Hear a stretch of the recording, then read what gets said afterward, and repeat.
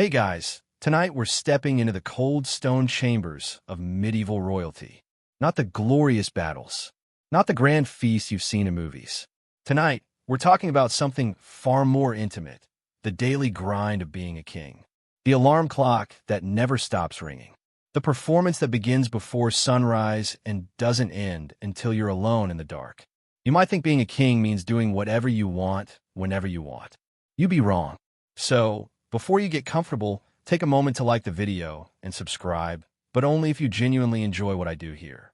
And hey, drop a comment telling me where you're watching from and what time it is there. I love knowing this little community spans time zones. Now, dim the lights, maybe turn on a fan for that soft background hum, and let's ease into tonight's journey together. It's still dark when they wake you. Not gently. Medieval kings didn't have the luxury of waking naturally, stretching lazily, while sunlight warmed their faces. You're roused by servants, sometimes 3, sometimes 6, who've been waiting outside your chamber since the middle of the night. They enter quietly but purposefully. Candles flicker to life. The darkness retreats into corners. You're not allowed to simply open your eyes and gather your thoughts. You're a king. Your body belongs to the schedule. One servant approaches with a basin of water, cold, usually, unless you're particularly favored by fortune that morning. Another holds linens. A third stands ready with your first layer of clothing. They don't ask if you're ready. They simply begin. This is the levee, though that French term won't be used for a few more centuries. Still, the concept is ancient. A king's morning is a public event, even in its most private moments. Historians still argue whether this ritual was about hygiene or control, washing the king's hands and face, or washing away any illusion that he's just a man. Probably both. You sit up, and they bring the basin closer. The water touches your skin, shockingly cold against the warmth you've lost to the night. You don't flinch. Kings don't flinch. You wash your face, your hands, your neck. Someone else dries you. You're not trusted to do even this yourself. Not because you're incapable, but because every action, every moment, must be witnessed. Verified. Remember, you're not just a person, you're a symbol. And symbols don't have private mornings. The chamber around you is stone, mostly. Tapestries hang on the walls, less for decoration and more for insulation. Medieval central heating is essentially hang fabric everywhere and pray. Your bed is massive, curtained, a room within a room. You've slept with those curtains drawn, not for romance, but for warmth, and maybe a tiny illusion of privacy. Outside those curtains, someone was always watching. A guard, a servant, someone making sure you didn't die in your sleep, or worse, escape your duties. Now you're standing, and they're dressing you in your undergarments. Linen, usually. Scratchy by modern standards, but clean. Well, cleanish. Medieval standards of cleanliness were, let's say, different. You've heard the stories about Europeans bathing once a year, right? Mostly false, but the truth is complicated. Kings bathe more often than peasants, sure, but more often might still mean once a week, or once a month, depending on the century, the kingdom, and how many people were around to heat the water. One well-known fact. Edward III of England was known for his elaborate bathing rituals before important ceremonies. Practically luxury spa days compared to his contemporaries. But even he didn't bathe daily. Daily washing? Hands, face, maybe feet. Full body immersion? That's for special occasions. As they finish with your undergarments, you're already thinking about the day ahead. Petitions to hear. Councils to attend. Letters to dictate. Possibly a war to manage, depending on which century you're living through and which neighbors are feeling ambitious. But first, more dressing, because you're nowhere near presentable. A king in his underwear is just a man, and that's unacceptable. One servant holds your hose, those tight leg coverings that are somehow both practical and deeply embarrassing to modern eyes. You step into them. They're pulled up, tied at the waist. Another servant brings your tunic, then another layer, then another. It's like getting dressed in reverse, starting from the inside and building outward until you've constructed a person-shaped monument to authority. The room is still dim. Dawn hasn't broken yet. Outside your window, the castle is waking. Guards changing shifts, kitchen fires being stoked, servants beginning their endless rounds of sweeping, hauling, and preparing. But you're ahead of them all. The king wakes first. Not because he wants to, because he must. Here's an eccentric detail that wouldn't make it into most history books. Some medieval kings kept birds in their bedchambers. Not for symbolism, for company. The kind of company that doesn't speak, doesn't judge, and doesn't scheme. Just soft cooing in the pre-dawn darkness. A little sanity in a world built on performance. Your hair is being combed now, or what's left of it, depending on your age and stress levels. Medieval kings weren't immune to balding. They just had better hats. Someone's trimming your beard if you have one, or making sure your face is properly shaved if that's the fashion. Again, you don't do this yourself. Every aspect of your appearance is managed by others. Controlled. Perfected. You're being assembled, piece by piece, into the image of kingship. And it's exhausting. The sky outside is turning from black to deep blue. Dawn is coming. Your day, your endless, ceremonial, suffocating day, is about to begin. But the worst was still to come. Because soon, you'll have to leave this room and face everyone waiting outside. The servants aren't finished with you. Not even close. What you're wearing now, the linen, the hose, the basic tunic, is just the foundation. You're not dressed yet. You're under construction. Each layer they add is another brick in the wall between you and ordinary humanity. Another signal to everyone who sees you that you are not like them. Cannot be like them. Must not be like them. A servant approaches with your outer tunic. This one is heavier, dyed richly, perhaps crimson, perhaps deep blue. The color matters. Purple was reserved for emperors in some regions, a throwback to Byzantine tradition and the obscenely expensive Tyrian purple dye. Historians still argue whether medieval kings who wore purple were making a political statement or just really liked the color. Probably both. The fabric is wool, mostly. Maybe velvet if you're particularly wealthy or it's a special occasion. It settles over your shoulders with weight. Real physical weight. This isn't modern synthetic fabric that floats and breathes. This is dense, substantial material that makes you aware of every movement. You can't slouch in this. You can't fidget. The clothing won't allow it. Next comes the belt. Leather, decorated with metalwork, possibly jeweled. It's cinched around your waist, and suddenly everything pulls together. You look less like a man playing dress-up and more like a king. The transformation is almost magical. Almost. Your arms are guided into a surcoat. Another layer, this one displaying your heraldry. Those symbols aren't just decoration. They're a language everyone in your kingdom can read, even if they can't read words. Lions, eagles, fleurs-de-lis. Each one chosen by ancestors, earned through marriage or claimed through conquest. You wear your family tree on your chest. One well-known fact, Richard the Lionheart's 3 golden lions on red became one of history's most recognizable royal symbols, still used by England today. But here's what they don't tell you in history class. Those symbols were also deeply practical. In battle, with everyone in armor, you needed to know who was who. In court, with dozens of nobles milling about, your eyes went straight to the heraldry. It was medieval name tags meets military insignia meets family photo album, all sewn on a fabric. A servant is now fastening a chain across your chest. Gold, probably. Heavy enough that you feel it. It might hold a pendant, a religious symbol, a seal, something meaningful. Or it might just be there because kings were gold chains. Because that's what power looks like. Remember that crocodile dung sunscreen the Egyptians used? Medieval fashion was equally bizarre in its own ways.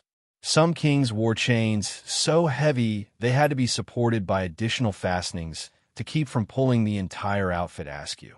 Fashion over function, even when function meant being able to move your neck. Your feet are being attended to now. Soft leather shoes, pointed at the toes. The length of that point indicates your status. Longer points mean higher rank. At some point in the 14th century, this got so ridiculous that some nobles wore shoes with points so long they had to be tied up to their knees with chains. You probably don't go that far. You still need to walk. But your shoes are fancy enough to make statement.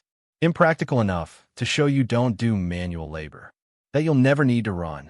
Another servant approaches with your mantle, a cloak, essentially, but calling it a cloak undersells the drama. This is a heavy, fur-lined garment that drapes over your shoulders and cascades down your back. Ermine, perhaps. Those distinctive white furs with black spots. Only royalty wore ermine. It was literally illegal for commoners to wear it in many kingdoms. Sumptuary laws, they called them, rules about who could wear what. Because if everyone wore ermine, how would you know who was king? The mantle is fastened with a brooch at your shoulder. Gold, jeweled, probably worth more than most of your subjects will earn in their lifetimes. You barely notice it.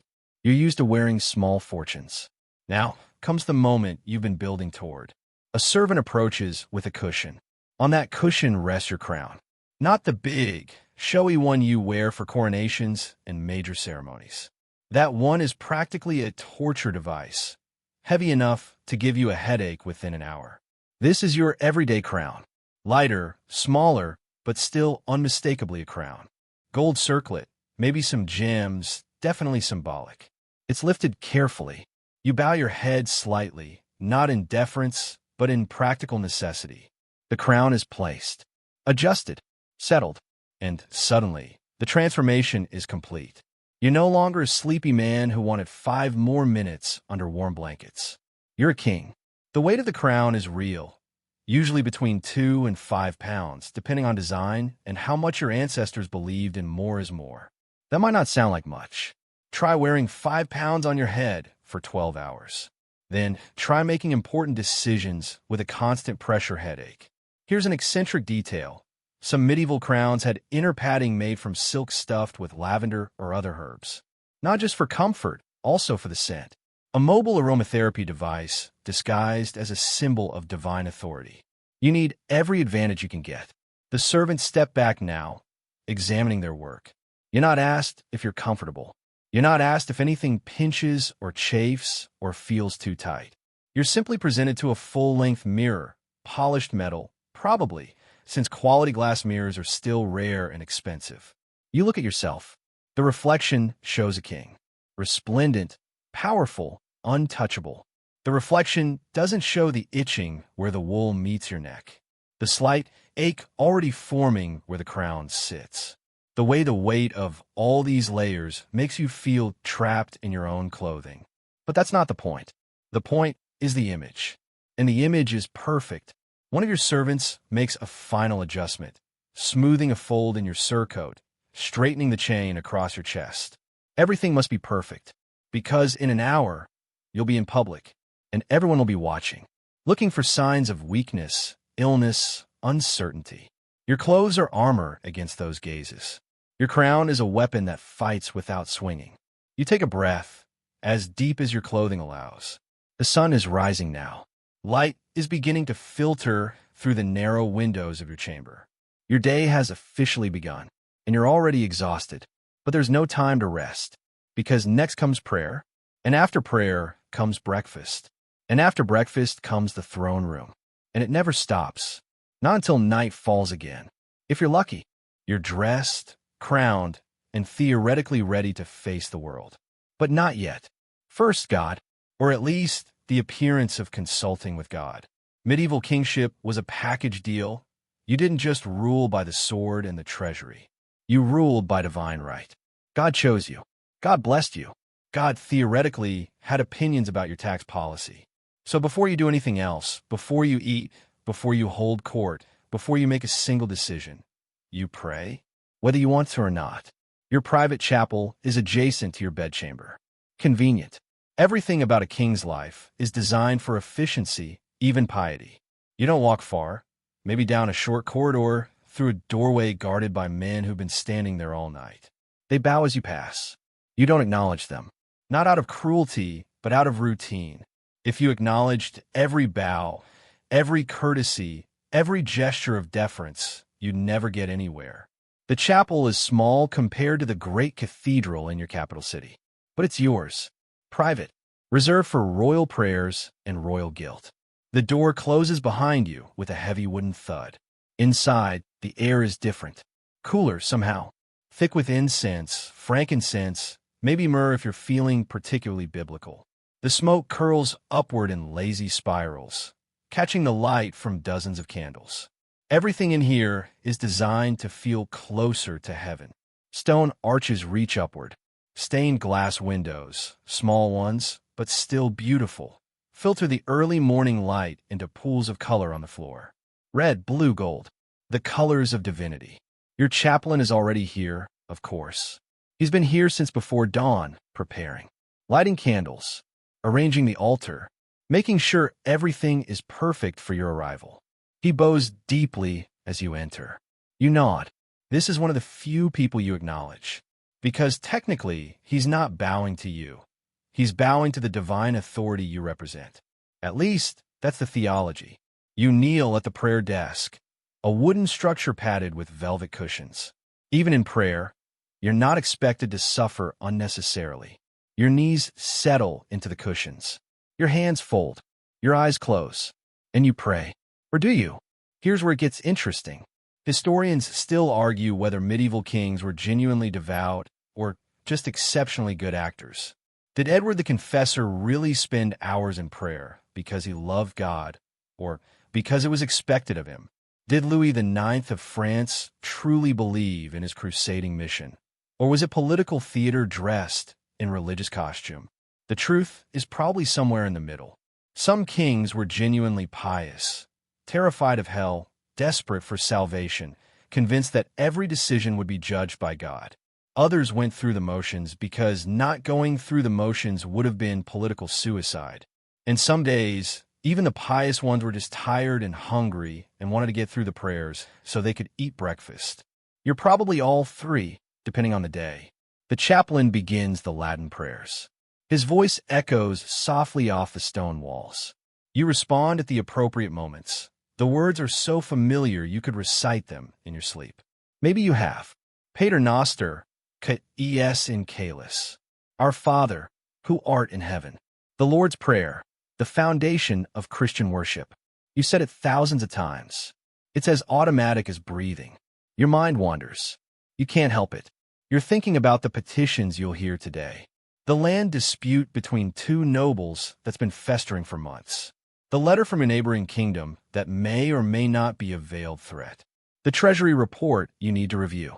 The marriage proposal for your daughter that you're not sure about. You snap your attention back to the prayer. Wandering thoughts during Mass are probably sinful. Another thing to confess later. The list never gets shorter. One well-known fact.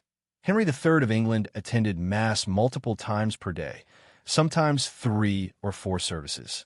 He rebuilt Westminster Abbey as an act of devotion. He named his son Edward after Edward the Confessor, a saint. He was genuinely, profoundly religious. It didn't make him a better king. Some would argue it made him worse. Too focused on heaven to deal with earthly problems effectively. But he definitely prayed a lot. Your chaplain is offering communion now. You rise from your kneeling position. Your knees crack softly, a reminder that you're getting older. You approach the altar, the body of Christ, a small wafer, tasteless, dry. It dissolves on your tongue. The blood of Christ. Wine, actually decent wine, one of the few perks of this particular ritual. You swallow. You're absolved, theoretically, clean for another day, ready to sin again in ways both small and unavoidable. Here's an eccentric detail that wouldn't make most history books. Some medieval chapels kept relics, bits of saints, fragments of the true cross, vials of holy water from Jerusalem. Your chapel might have one. A finger bone of Saint Sebastian. A splinter allegedly from the cross. You're supposed to venerate it. Kiss it, touch it, pray before it. Does it do anything? Who knows? But not doing it would raise questions. And questions about your faith are questions about your right to rule. So you kiss the reliquary. You feel nothing. Or maybe you feel something. It's hard to tell the difference between genuine spiritual experience and the power of suggestion after years of conditioning. The prayers continue. Your chaplain is asking God to bless your reign, to grant you wisdom, to protect your kingdom from enemies both foreign and domestic. Standard stuff. The greatest hits of medieval royal prayer. You add your own silent prayers. For your children, that they'll survive childhood, marry well, not overthrow you. For your wife, that she'll provide heirs, maintain alliances, not poison your food. For yourself, that you'll live long enough to see your plans through. That your enemies will die before you do. That history will remember you kindly. Or at least remember you. Dark thoughts for a holy place, but honest ones. The service is ending now. Your chaplain offers a final blessing. You cross yourself, forehead, chest, left shoulder, right shoulder.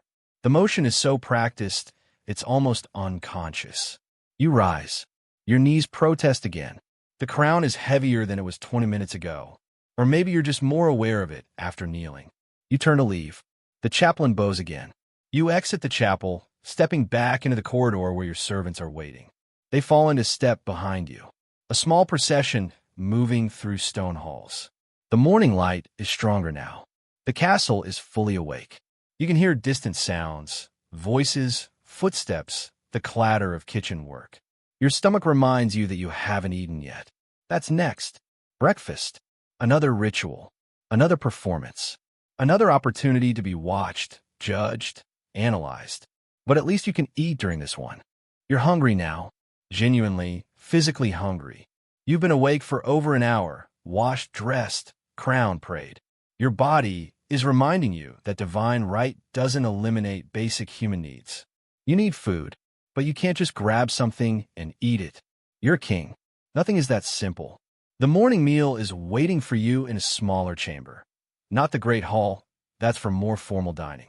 This is your breakfast room, relatively intimate by royal standards, which means only a dozen or so people will watch you eat.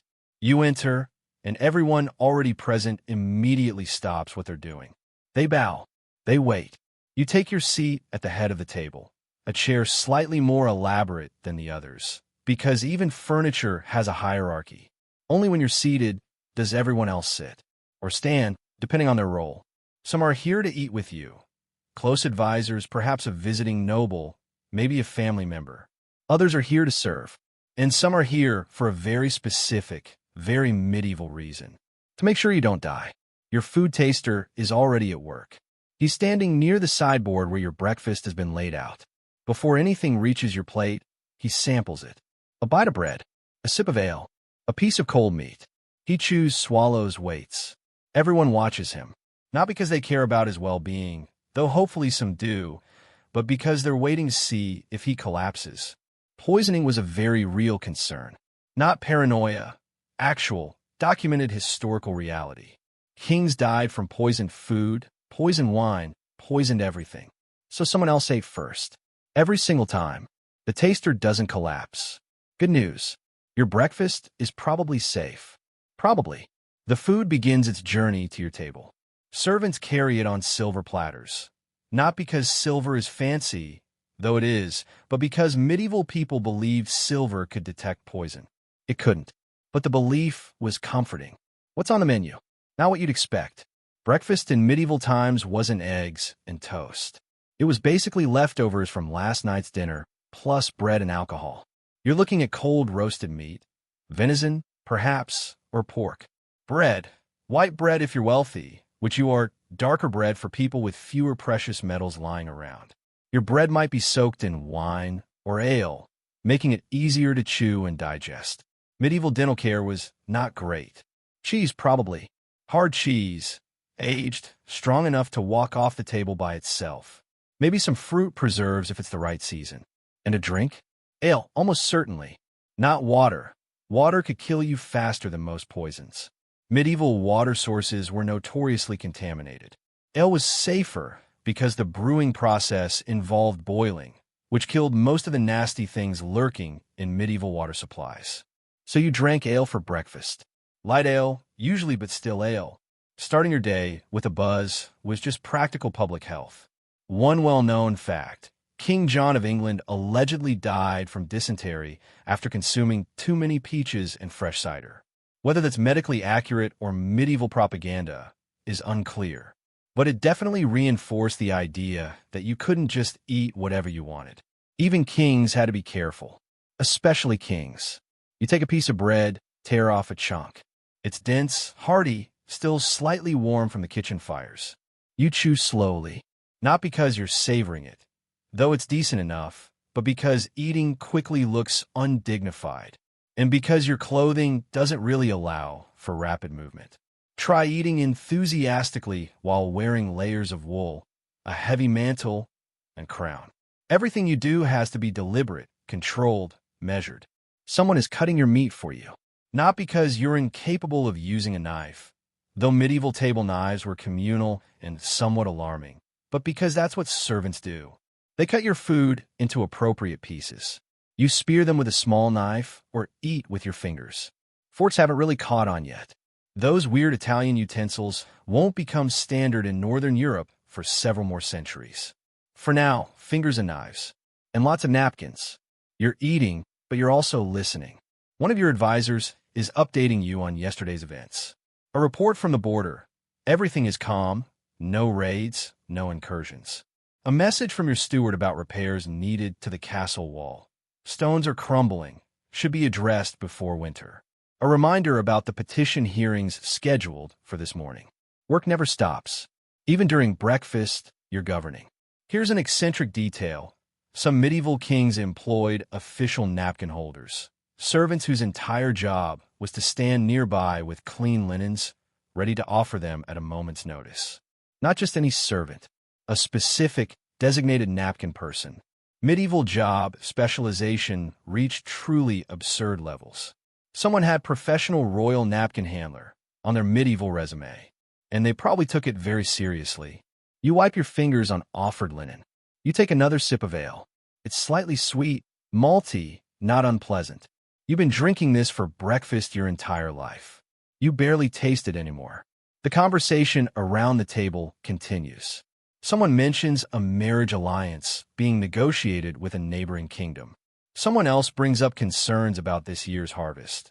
It's been too dry or too wet, depending on which region they're discussing. You nod, grunt acknowledgement, file the information away. You'll deal with it later. Right now, you're just trying to get through breakfast. The meal is winding down. You've eaten enough to function. Not stuffed, but no longer hollow. Medieval breakfast wasn't meant to be a feast. That comes later. This is just fuel. Maintenance. The morning meal that gets you to the midday meal. You stand, and immediately everyone else stands too. The breakfast is officially over. Servants begin clearing the table before you've even left the room. Efficiency is everything. There's always another meal to prepare, another room to set up, another royal function to facilitate. You exit the breakfast chamber, your small entourage reforming around you. Guards, advisors, servants. Your personal bubble of humanity that follows you everywhere. You're heading toward the throne room now. The petition hearings await. People with problems they can't solve themselves. Disputes that need royal judgment. Requests that require royal approval. Hours and hours of listening, deciding, pronouncing. The least glamorous part of kingship. And yet, the most essential. This is what ruling actually looks like. Not battles or coronations. Just endless problems, one after another. Your stomach is full. Your day is just beginning. And already, you're tired. The throne room is where theory meets reality. Where the divine right of kings collides with actual human beings and their messy, complicated lives. You've been dreading this all morning. Not because you hate your subjects, though some of them test your patience, but because this is exhausting in ways that battles never are. At least in battle, things are clear. Enemy, ally, swing sword, try not to die. Here, everything is ambiguous. Every decision creates winners and losers. Every judgment makes someone angry. And you have to sit there, elevated and uncomfortable, pretending you have all the answers. The throne room itself is impressive, designed to intimidate. High stone walls, vaulted ceiling, banners hanging from rafters displaying your heraldry and the heraldry of loyal, noble houses. Windows set high enough that light comes down at dramatic angles. And at the far end, raised on a platform, your throne. It's not comfortable. Thrones never are. This one is carved wood, probably oak, decorated with symbols of authority. Lions, eagles, crosses, whatever your family favors. The back is high, forcing you to sit straight. The arms are wide, giving you nowhere to slump. The seat itself is flat, hard, occasionally cushioned if you're lucky. You'll be sitting here for hours. Your backside will go numb. Your legs will cramp. Your crown will feel like it weighs 50 pounds. But you'll sit perfectly still, perfectly composed, perfectly royal. Because that's the job. You take your seat. The room falls silent. Everyone who is murmuring, shifting, waiting, they all freeze. All eyes on you. Your herald steps forward, a man with a voice that could wake the dead, trained to project across stone halls. He announces that the king is now holding court, that petitioners may approach, that justice will be dispensed. The usual formalities. The first petitioner is brought forward. He's a merchant, judging by his clothing, decent quality, but not noble. He bows so low his forehead nearly touches the floor. Your Majesty, he begins, and his voice shakes. He's terrified. Most people are meeting a king. You try to look approachable. It doesn't really work when you're sitting on a throne wearing a crown, but you try. His complaint. A noble has seized his goods, claiming they were owed as taxes. The merchant insists the taxes were already paid. He has documents. He holds them up, hands trembling. You gesture for the documents to be brought to you. A servant takes them from the merchant, carries them up the platform steps, presents them to you. You examine them, or pretend to examine them.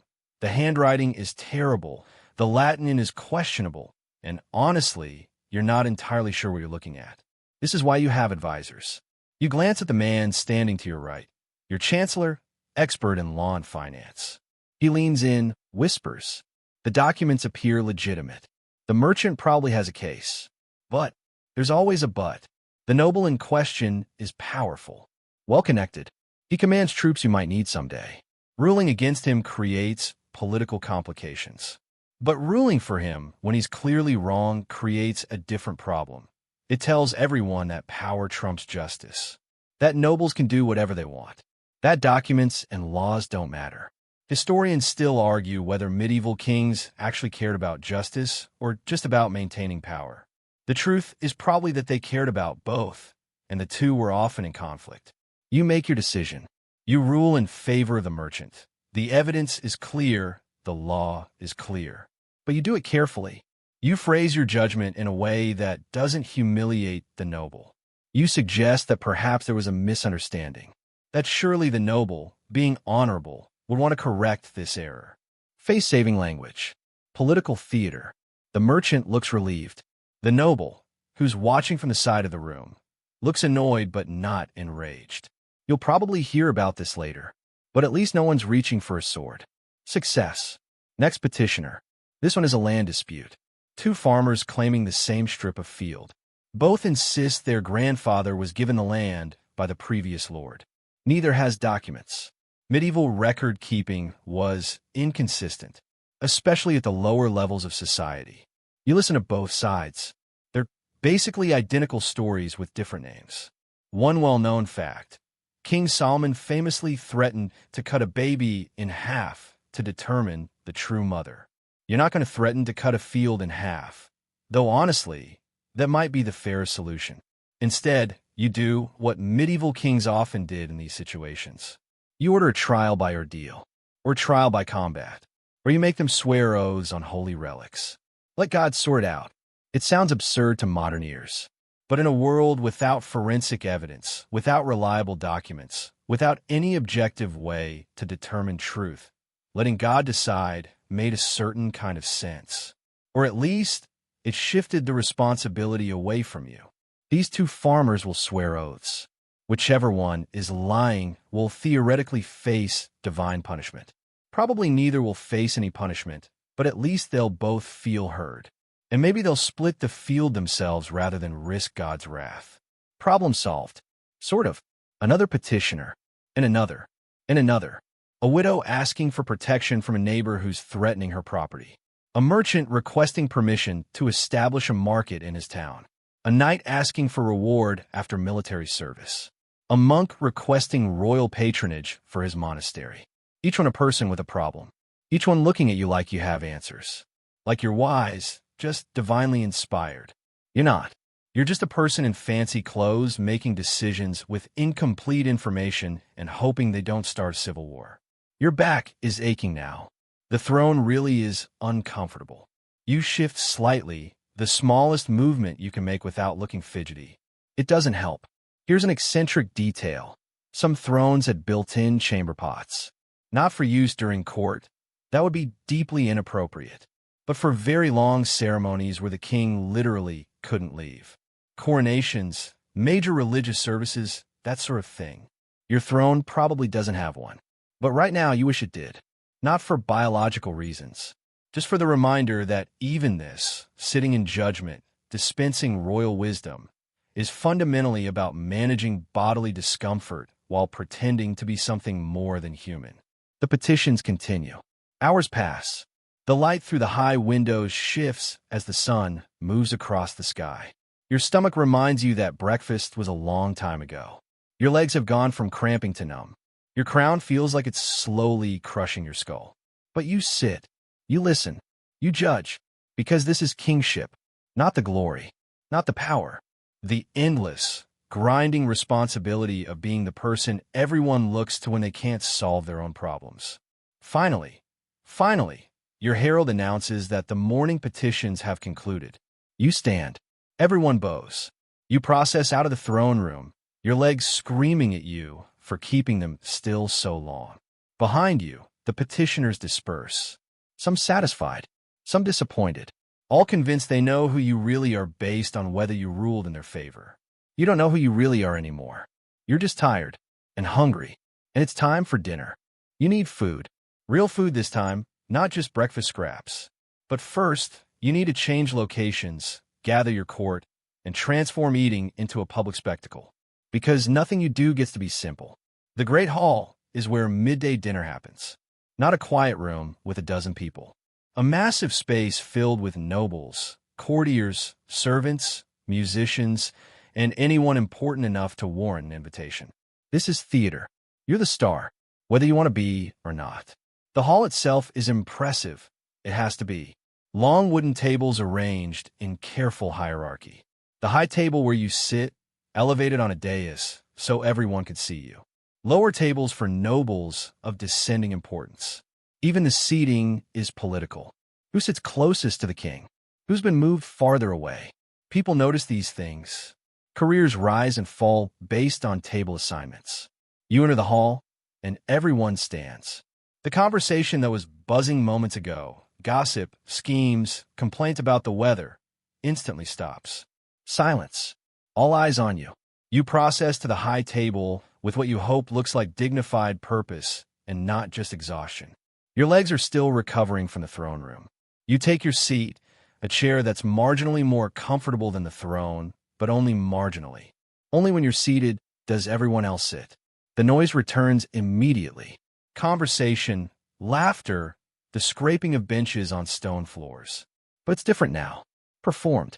Everyone's aware they're being watched, and everyone's watching everyone else. Welcome to dinner. Servants begin bringing in the food, and there's a lot of it. Medieval royal dinners weren't about nutrition. They were about display. Showing wealth, power, abundance. Proving you could afford to waste food in spectacular fashion. The first course arrives on enormous platters. Roasted meats, probably multiple types. Venison, pork, beef, maybe swan if you're feeling particularly ostentatious. Swan was a status symbol, expensive and difficult to prepare. It tasted terrible, but that wasn't the point. The point was that you could afford to eat swans. The dishes keep coming. Fish, even on non-fast days, fish appeared at royal tables. Salmon, pike, lamprey. King Henry I of England supposedly died from eating a surfeit of lampreys, basically eel-like fish that he loved despite his doctor's warnings. Whether that's true or medieval fake news is debatable. But it makes a good story. Bread, of course. Mountains of it. White bread for the high table, darker bread for lower tables. Even bread had a hierarchy. Pies, meat pies, fruit pies, pies within pies. Medieval cooks loved complexity.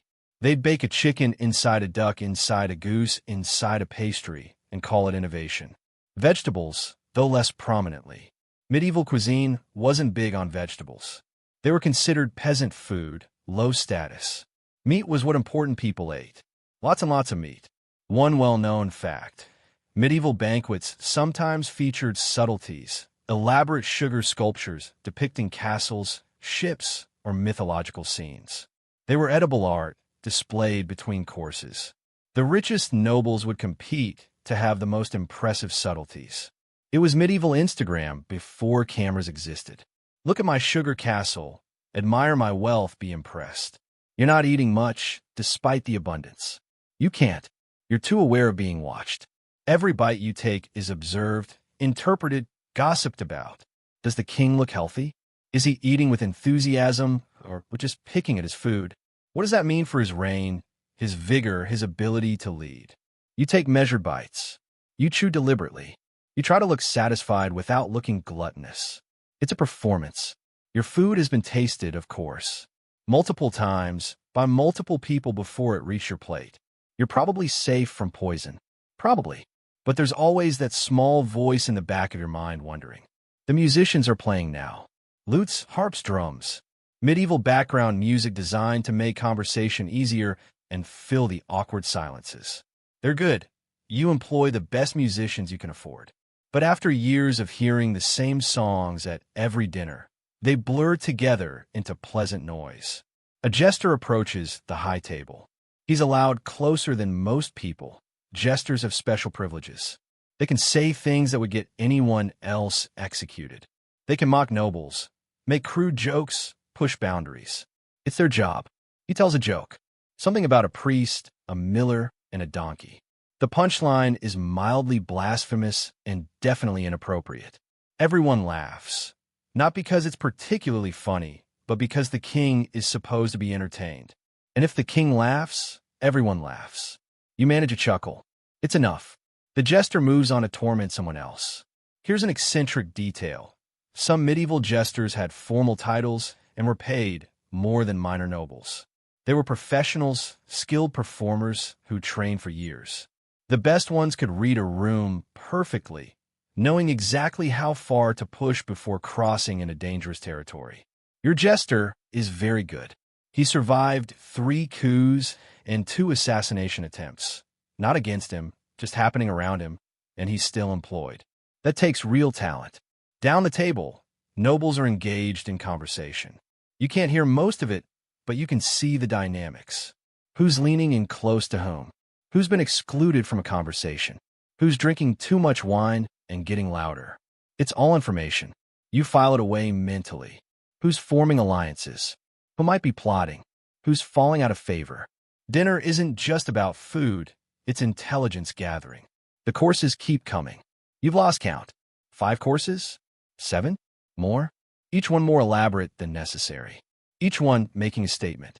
The king's table doesn't run out of food. The king's table has too much food. The king's table has food you won't even eat because there's no room left. And that excess is the point. Meanwhile, you're thinking about the afternoon ahead. Documents to review. Letters to dictate. Maybe hunting, if you're lucky. Probably not hunting. Probably more tedious administrative work.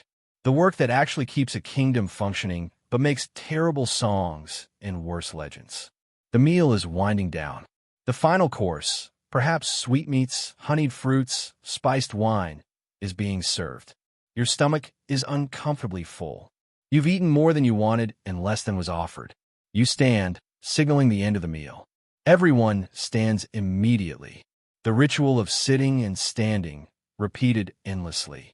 You process out of the great hall, leaving behind tables full of half-eaten food. That food won't go to waste. Servants will eat what's left, or it'll be distributed to the poor at the castle gates.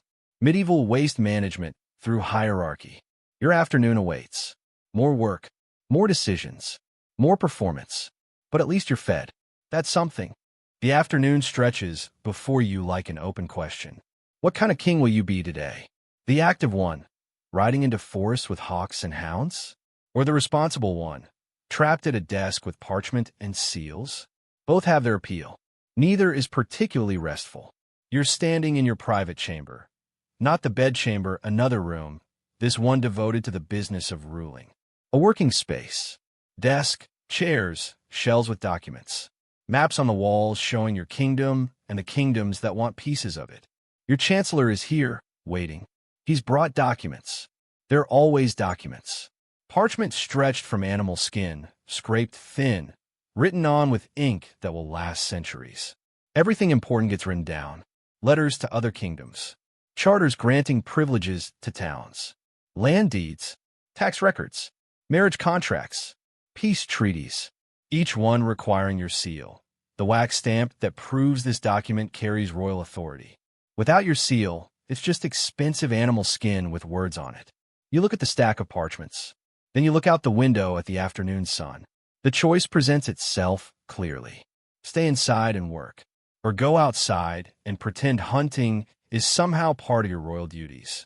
Historians still argue whether medieval kings genuinely loved hunting or just used it as an excuse to escape administrative tedium. The answer is yes. Both. Definitely both. Today, you choose paperwork. Not because you want to, but because the documents are actually important. One is a response to a neighboring king who's been making vague threats about border territory. You need to be diplomatic, but firm. Friendly, but unmistakably clear that crossing your border would be a fatal mistake.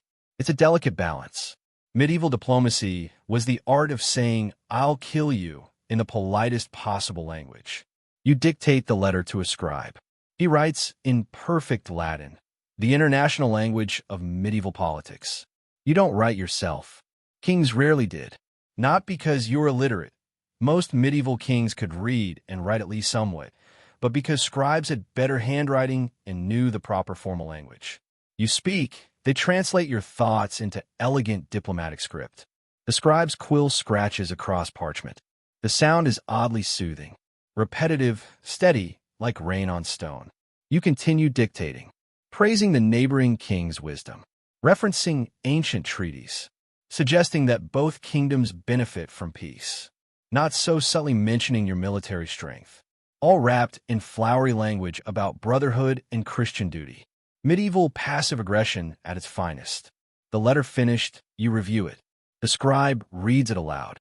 It sounds appropriately royal, dignified, measured, vaguely threatening. Perfect. You press your seal into warm wax at the bottom. The ring on your finger, carved with your personal symbol, creates an impression. This letter now carries the full weight of your authority. It will be carried by messenger to the neighboring court. Read aloud to their king. Interpreted, analyzed, obsessed over. And hopefully, it will prevent a war, or at least delay one. Next document. This one is a charter for a town requesting market rights. They want permission to hold a weekly market, which will bring trade, money, taxes. Good for them, good for you.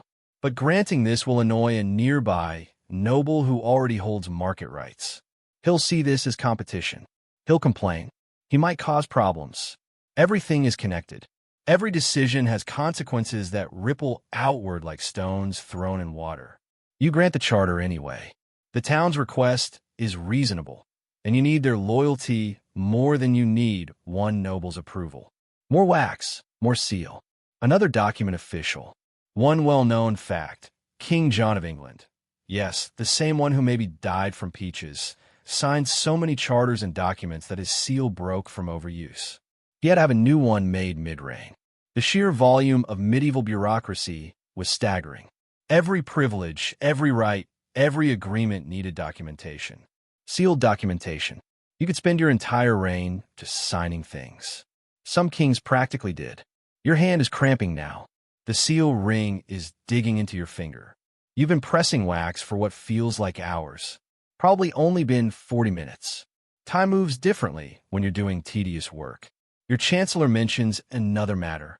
Repairs to a bridge on a major trade route. It'll cost money. Everything costs money. You don't have infinite money, despite what people think. Medieval royal finances were perpetually precarious. Wars drained the treasury. Building projects drained the treasury. Supporting a court drained the treasury. You were always one bad harvest or military defeat away from being broke. You approve the bridge repairs. Reluctantly, because a collapsed bridge is worse than an empty treasury. Trade must flow. Taxes depend on it. Here's an eccentric detail. Some medieval kings sold justice. Literally, want a favorable ruling in your legal case? Pay the king. Want a pardon for a crime? Pay the king. Want a charter, a title, a piece of land? Pay the king. It wasn't seen as corruption. It was just how things worked. Royal favor had a price tag. Everything had a price tag. You weren't selling justice today, but you've done it before. You'll do it again. Because the treasury needs money, and justice is one of the few things you control completely. Outside the window, you can hear sounds of the castle. Guards calling to each other. Servants moving through courtyards. Horses being exercised in the training yard. Dog barking, always dogs barking. Medieval castles were never quiet. Part of you wishes you'd chosen hunting. Riding through forests, hawk on your wrist, feeling wind on your face. The illusion of freedom, even if a dozen guards rode with you. Hunting was the closest thing to privacy a king could have. Just you, the animals, and the people sworn to protect you at all times. Still not actually private, but better than this. But the work needs doing. You pick up another document. This one is a request from a monastery. They want royal patronage, money, basically, plus your official blessing. In return, they'll pray for your soul. Medieval crowdfunding. Give us resources, we'll give you spiritual benefits. You consider it. Monasteries were important. They preserved knowledge, copied manuscripts, provided education. They also prayed constantly, which supposedly helped you avoid hell. And publicly supporting the church made you look pious, which was politically useful. You grant a modest donation, not enough to significantly damage the treasury, enough to show support without bankrupting yourself. The monks will be thrilled. You'll get prayers and positive publicity. Everyone wins, except your treasurer, who's constantly stressed about money. More documents, more seals, more decisions that seem small but might be significant. You're making choices that will affect people you'll never meet, determining whose life gets better and whose gets worse, all from behind a desk in a stone room. This is power, not the glamorous kind, the administrative kind, the kind that actually keeps kingdoms functioning. Hours pass. The light through the window shifts. Your back aches from sitting. Your eyes hurt from reading medieval handwriting. Your fingers are stained with ink and wax. Finally, your chancellor indicates you finished. All urgent documents addressed. Everything else can wait. You stand, stretching carefully. Your body protests every movement. You've been sitting too long again. Evening is approaching. Soon, you'll need to attend council. More meetings, more discussions, more decisions. But first, maybe a brief walk. A few moments of air. Small pleasures. You take them where you can find them. The sun is sinking lower now. Shadows stretch long across stone floors. The castle shifts into its evening rhythm, quieter in some ways, more intense in others. You're heading to the council chamber, not the throne room where you held public petitions, not the great hall where you ate in spectacle. This is smaller, more private, where real decisions happen, where the actual work of ruling gets discussed without public performance. The council chamber is deliberately intimate. A single long table, heavy chairs, candles providing light now that daylight is fading. Tapestries on the walls for warmth and to muffle sound. What gets said here stays here. Theoretically, your counselors are already assembled when you arrive. They stand as you enter. The ritual never stops. Then sit when you take your seat at the head of the table. These are the men who actually help you rule. Your chancellor, who handles law and documents. Your treasurer, who manages money and constantly worries. Your marshal, who commands your military forces. Your steward, who runs the household and castle operations. Maybe a bishop or archbishop representing the church's interests. Possibly a few trusted nobles whose advice you actually value. These are the people who know things, who tell you truth instead of flattery. At least you hope they do. Wine is poured immediately.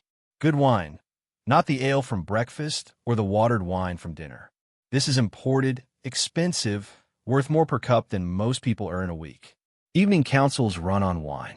It loosens tongues, makes difficult conversations slightly easier, helps everyone forget they've been working since dawn and still aren't finished. You sip. It's rich, complex, warming. Almost makes the exhaustion worthwhile. Almost. Your chancellor begins with updates. The letter to the neighboring king has been dispatched. The bridge repairs are underway. The monastery is grateful for your patronage. Everything you decided this afternoon is now in motion. The machinery of governance grinding forward. Next, the treasurer presents financial reports. This is never good news. Medieval treasurers existed in a permanent state of barely controlled panic. There's never enough money. The harvest taxes came in lower than expected. Bad weather in the northern provinces. Military expenses are higher than budgeted. Maintaining garrisons isn't cheap. The upcoming diplomatic mission will cost more than initially estimated. Foreign kings expect lavish gifts. You need to find money somewhere. Cut expenses? Raise taxes? Delay payments? All bad options. You choose delay. Some creditors can wait a few more months. Others cannot, and those get paid first. Medieval cash flow management through strategic procrastination. One well-known fact. King Philip IV of France was so desperate for money he arrested the Knights Templar, seized their wealth, and had many executed.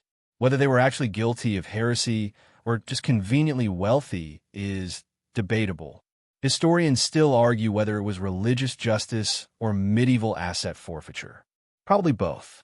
You're not planning to arrest any religious orders today, but you understand the temptation. The marshal speaks next. Military matters. Always something. Border patrols report increased activity near the eastern frontier. Possibly raiders, possibly scouts from a hostile neighbor. Nothing serious yet, but worth monitoring. One of your vassals is feuding with another. Personal dispute, but both command troops, so it could escalate. You need to intervene before private argument becomes public warfare. You authorize increased patrols. You order both feuding vassals to attend court next month, where you'll mediate their dispute. Whether they'll actually come is another question. Medieval nobles had a complicated relationship with authority. They swore loyalty, but that loyalty had limits. Push too hard, and they might rebel. Push too soft, and they'd ignore you completely. You're always walking that line, finding the exact amount of pressure that maintains order without triggering revolt. The bishop mentions church matters. A local priest is accused of inappropriate behavior, needs investigation. A new cathedral is being planned. Would the king contribute? A theological dispute is causing problems in a monastery, perhaps royal arbitration. The church was everywhere in medieval life. You couldn't escape it even if you wanted to. And you didn't want to. The church legitimized your rule, blessed your reign, kept the population somewhat orderly through fear of eternal damnation. But the church also had its own agenda, its own politics, its own demands. You were king, but the pope theoretically outranked you spiritually. That tension never fully resolved. You promised to investigate the priest. You offer a modest cathedral donation, less than requested, more than nothing. You politely decline to involve yourself in theological disputes. Let the church sort out its own doctrinal arguments. You have enough problems. Here's an eccentric detail. Some medieval councils had official wine servers whose job was to keep everyone's cup filled without interrupting discussion. Silent, efficient, constantly circulating. Making sure no one's cup sat empty, because empty cups meant people might leave. Your council chamber probably has one. You've stopped noticing. The wine appears, you drink, the cup refills. Magic. Medieval hospitality. The conversation shifts to marriages. Always marriages. Your daughter needs to be married to secure an alliance. Your son needs a wife from a powerful family. Your niece is of marriageable age. Could she be useful diplomatically? Medieval royalty didn't marry for love. They married for treaties disguised as romance. Every wedding was a political calculation. Which kingdom do you need to ally with? Which noble family do you need to reward? Which potential enemy can you neutralize through family ties? Marriage was diplomacy by other means. Your daughter is 15, prime marriageable age by medieval standards. Several offers are on the table. A prince from a neighboring kingdom would strengthen borders, good strategic move. A wealthy duke's son would bring money, solve some treasury problems. A distant king's younger son would create alliance with powerful kingdom far away. Each option has advantages and disadvantages. You discuss them all, weighing political benefit against personal considerations. Your daughter hasn't been asked what she wants. That's not how this works. She'll marry whoever serves the kingdom best. Hopefully, she'll grow to accept it, maybe even appreciate it. Probably not, but that's not really the point. The discussion continues. Someone mentions rumors of plague in distant provinces. Always a concern, always terrifying. Medieval medicine couldn't stop plague. You could only pray it didn't reach your kingdom, and quarantine anyone coming from infected areas. Medieval public health through fear and isolation. Someone else brings up succession concerns. You're not young anymore. Your heir needs to be clearly established. Potential rivals need to be managed. Nobles need to swear loyalty publicly. Everything must be arranged before you die. Because if you die without clear succession, civil war becomes likely. And civil wars destroy kingdoms. You don't want to discuss your mortality. No one wants to discuss their mortality. But it's necessary. You confirm your eldest son as heir. You order a ceremony where nobles will publicly swear loyalty to him. You update your will. Who gets what lands, what titles, what responsibilities. Planning for death while you're still alive. The meeting is winding down. Hours have passed. The candles have burned low. The wine has done its work. Everyone's slightly looser, slightly more honest, slightly more tired. Final matters are addressed quickly. Decisions made, tasks assigned, next meeting scheduled. You stand, and the council stands with you. They bow. You exit. Behind you, they'll linger, discussing what was said and what wasn't, forming their own opinions about your decisions. Maybe plotting, maybe just exhausted. Hard to tell the difference sometimes. You walk through corridors lit by torches now. Night is here. One more meal awaits. Then finally sleep. If you're lucky. You're so tired. Bone-deep tired. The kind of exhaustion that comes from being on for 16 hours straight. From performing kingship without break. From making decisions that matter while pretending you're confident about all of them. But there's still supper. Because even at the end of an endless day, you can't just eat alone in comfortable silence. You're a king. Someone is always watching. Supper is mercifully smaller than dinner. Not the great hall with hundreds of people. A private dining chamber, private, meaning only your immediate family and a handful of close advisors. Maybe 10 people total. Plus servants, of course. They're always servants. Your wife is here. You see her at meals, at ceremonies, at formal events. You don't see her as much as people probably think. Medieval royal marriages were often more political partnership than romantic relationship. You have separate chambers, separate lives in many ways. You come together for duty, producing heirs, maintaining appearance, showing unity. But intimacy, real intimacy, is rare. Too much work, too much expectation, too little time. She looks tired too. She's been managing her own court all day. Ladies in waiting, household affairs, correspondence with other queens. Being queen is its own full-time performance. Your children are present if they're old enough. Young children eat separately. Royal offspring have their own schedules, their own nurses, their own world. You see them at designated times. Formal interactions, mostly. Medieval parenting was hands-off by modern standards. Not neglect exactly, just different. Children were prepared for their roles, not coddled. The food arrives, less theatrical than dinner. Simpler dishes, roasted chicken, perhaps some fish, bread, cheese. Lighter fare, because you're supposed to sleep soon, though whether you actually will is questionable. One well-known fact. Medieval people typically slept in 2 shifts, first sleep and second sleep, with a period of wakefulness in between. You'd sleep for a few hours after dark, wake around midnight, stay awake for an hour or 2, then sleep again until dawn. That middle period was for prayer, quiet conversation, intimacy, or just lying in the dark thinking about everything you should have done differently. Modern historians discovered this through medieval documents that casually reference after first sleep as a normal time designation. Apparently, our current 8-hour continuous sleep is the weird modern invention. Medieval sleep schedules were fragmented, like everything else in medieval life. You eat slowly. There's no rush now. The day's urgent business is handled. What remains can wait until tomorrow.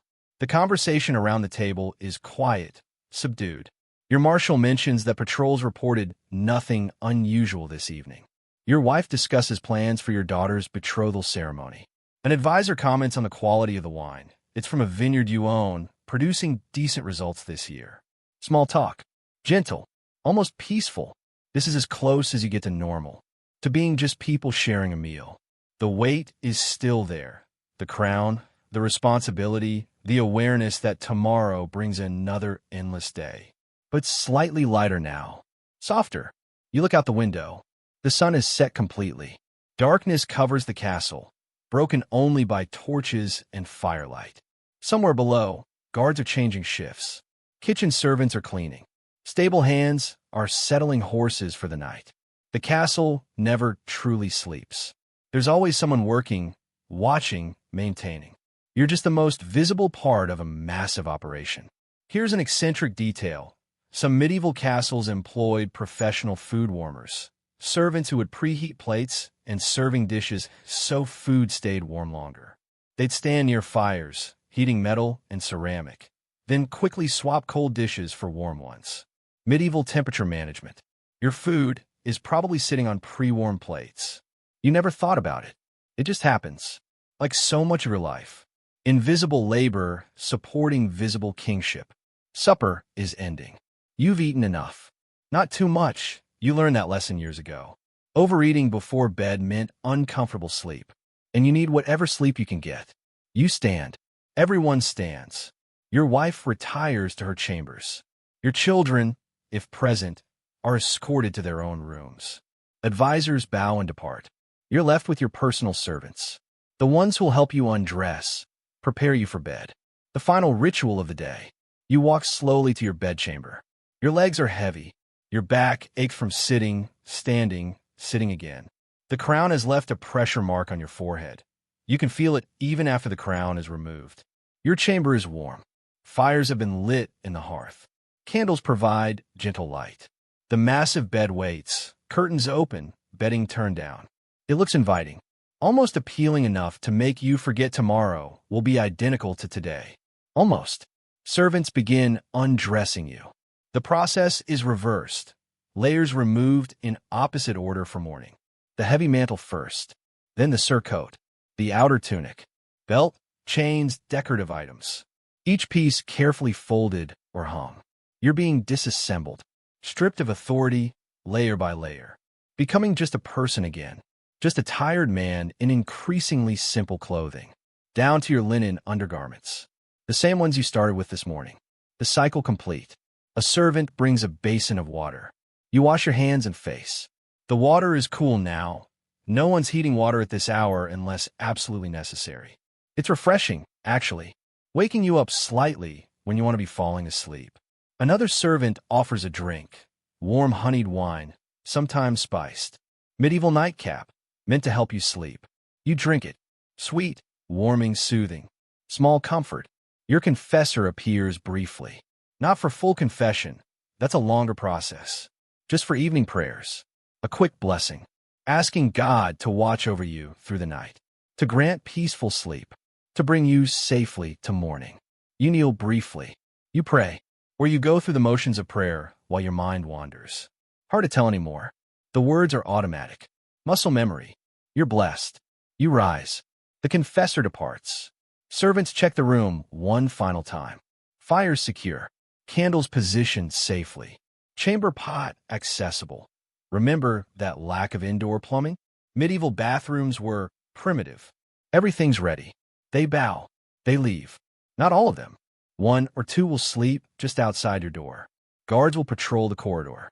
You're never truly alone. But the room is quiet now. Just you and the firelight. You approach the bed. Climb in. The mattress is stuffed with feathers and straw. Lumpy by modern standards, luxurious by medieval ones. The sheets are linen, clean enough. The blankets are wool and fur, heavy, warm. You sink into it all. The curtains can be drawn for privacy and warmth. You leave them open for now. You want to see the room, the fire, the familiar shadows. You lie there, body finally horizontal after a day of sitting and standing. Your muscles relax slowly. Your mind, though, your mind keeps working, replaying the day's decisions. second-guessing judgments, worrying about tomorrow, planning responses to problems that haven't happened yet. This is the hardest part, not the work itself, but the inability to stop working. Even now, alone in the dark, you're still being king, still carrying the weight, still aware that everything depends on you. The fire crackles softly. Outside, distant sounds, guards calling passwords, dogs barking, the eternal soundtrack of castle night. Your eyes grow heavy. Sleep approaches. Not yet, but soon. The day is finally truly ending. And tomorrow, well, tomorrow will be exactly the same. You're in your bedchamber now, the final room of the day, the place where the performance finally, mercifully ends, or at least pauses. The servants are working efficiently, quietly. They've done this thousands of times. Undressing a king is a choreographed routine. Everyone knows their role. No words necessary. The outer layers come off first. Someone unfastens the heavy mantle, that fur-lined weight you've been carrying since morning. It's lifted from your shoulders. The relief is immediate. Physical lightness, like dropping a burden you'd forgotten you were carrying. Next, the surcoat with its heraldic symbols. The public face of kingship, the walking advertisement of your authority. It's pulled over your head carefully. Can't mess up your hair, even now. Appearances matter until the very last moment. The outer tunic follows, then the inner one, layer after layer peeling away. Each removal brings you closer to just being human, just being yourself, whoever that is anymore. The belt with its jeweled ornaments is unbuckled, set aside on a wooden chest. Tomorrow morning, you'll put all back on. The same ritual in reverse. An endless cycle of dressing and undressing, building and dismantling the image of kingship. Your hose are rolled down. You step out of them, standing now in just your linen undertunic and braise, medieval underwear, basically. Simple, plain, anonymous. This is what everyone wears underneath their finery. Noble or peasant, everyone's wearing linen against their skin. For this brief moment, you're almost equal. Almost. A servant brings the washing basin. Cool water, as mentioned earlier. No hot baths at this hour. You wash your hands slowly. The water runs over your fingers, carrying away the day. Wax residue from seals. Ink stains from documents. Wine traces from dinner.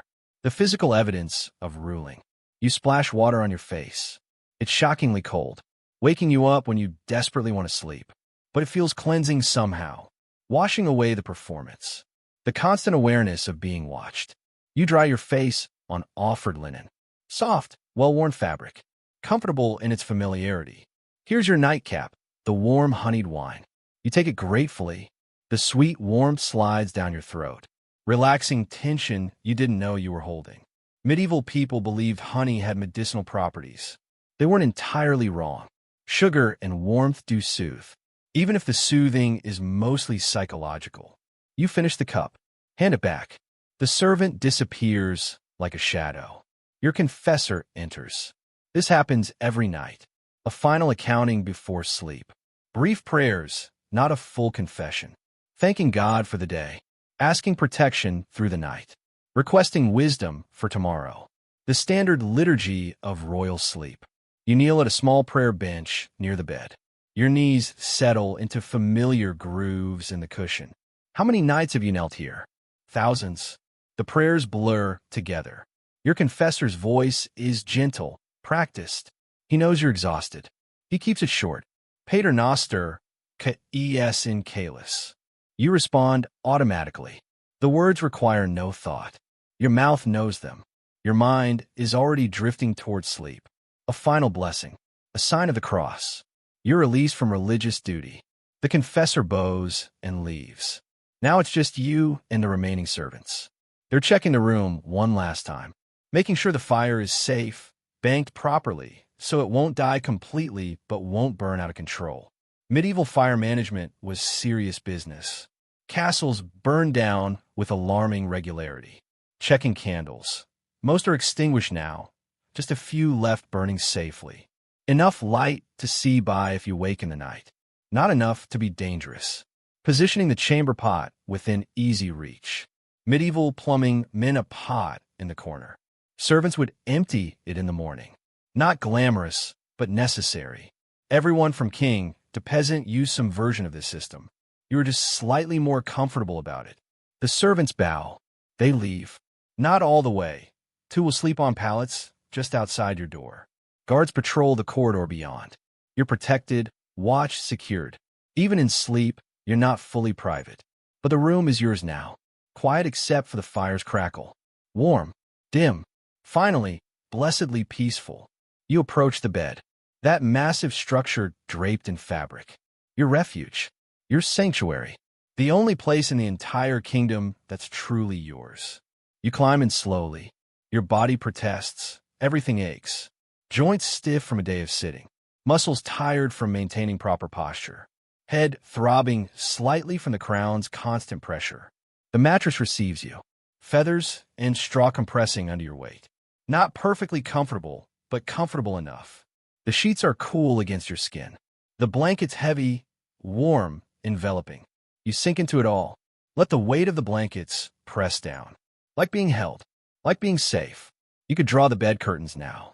Create a smaller, warmer space within the already intimate room. Medieval beds were rooms within rooms. Private spaces within private spaces. But you leave them open tonight. You want to see the fire. Watch the shadows dance. Feel connected to something besides your own thoughts. Historians still argue about whether medieval people were happier than modern ones. Whether simpler lives meant simpler happiness. Or whether the brutality and uncertainty made peace impossible. You don't know. You just know you're tired. So very tired. The fire pops softly. A log settling. Sparks drifting upward. Outside, the castle continues its night routine.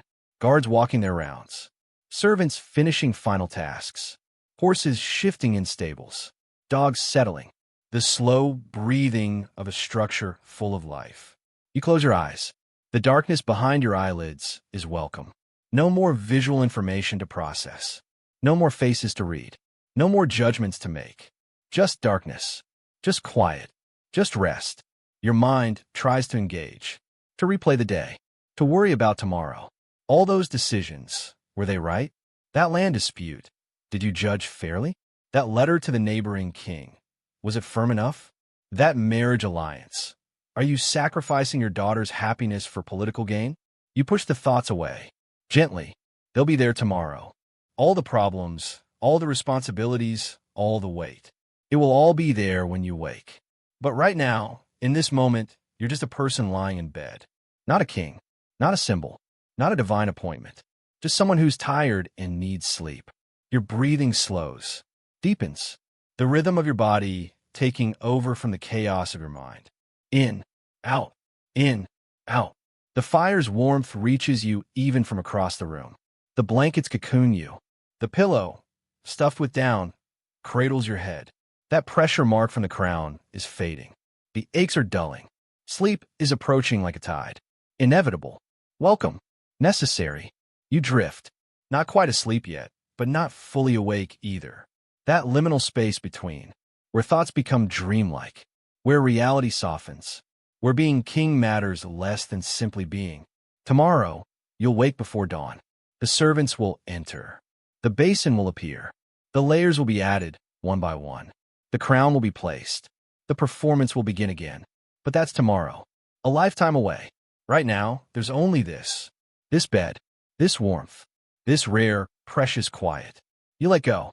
Finally. Completely. Sleep claims you gently, pulling you down into darkness. Into dreams where maybe, just maybe, you're not responsible for everything. Where the weight lifts. Where you can rest. The fire burns lower. The candles gutter. The castle settles into deep night. And you sleep. The sleep of the exhausted. The sleep of the burdened. The sleep of a king who's human underneath it all. Tomorrow will be exactly the same. But tonight, you don't have to think about that. Tonight, you can simply rest. Let the world continue without your constant attention. Let others watch while you, finally, stop watching. Let sleep heal what the day has worn down. Until morning comes. And it all begins again. Sweet dreams.